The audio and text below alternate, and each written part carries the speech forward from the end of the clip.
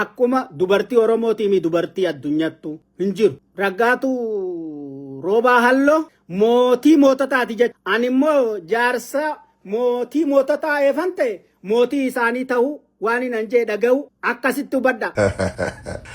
Caffeeraan moo biraan gaa caffeeraan mis jettani caffeeraan moo biraan nagaa waan gabbaatee waan hin beeyne haqqiste gabbaatee torbaan tokko arra haga guyyaa arratti dhiifama nagaafatu baanaan abbu torbii kan kee akkaan daaraa daakuu si godhu beeki nan komatin qabaa dhiifama nagaafatu qaba maraataa miti maraataan bar nama aaqilaa maraataa gowwaa Hakkasaa gowwaa lukti gara dhaabbattu kun eessaan maraata dabbuuni bira gahaa waan san deebi'ee dhiifama hin gaafatu taanaan naafisii ani hurree miti yoo nu duukas si bansi.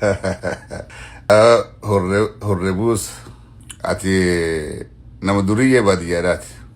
Duriyyee baadiyyaadhaa tanuma ree ollaadhaa hattee qalattee nyaattee afaan agattee mana galtu.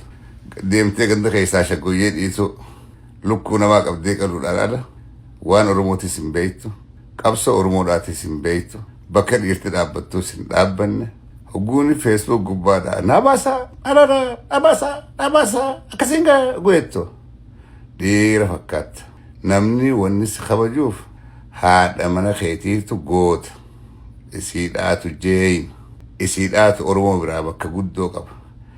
Caayaa gaarii qabdaafi hangammaan tanaa akka namatti namni salaamu alaikum siin jabale silaa kanuma bakka deemtu uleedhaan mataa keessa dhawanii ka'ees isin jedhi gartee si adan akka waan ati dalagaa turteetiin ala kan dhufteetiin maantana qabsaawaa hin fakkaatin hireedhaa qabsoo itti fuuta malee qabsoon fuudhaan silaa dabartee si dabarte suutaji oguu dubbattuu suutaji oguu laayifis intumaasii fuula dhiqadhuuti seen hirribaa kaatee osoo goroorisi irraa yaa'u hin seenin intarteenya irraa kabajaan fuudhin jaarsa raggaatu siin jedhanisi maqaan hin belleessin hay si galee dhiqadhuu tolfadhu udoodhuuti seenii haase walii gallee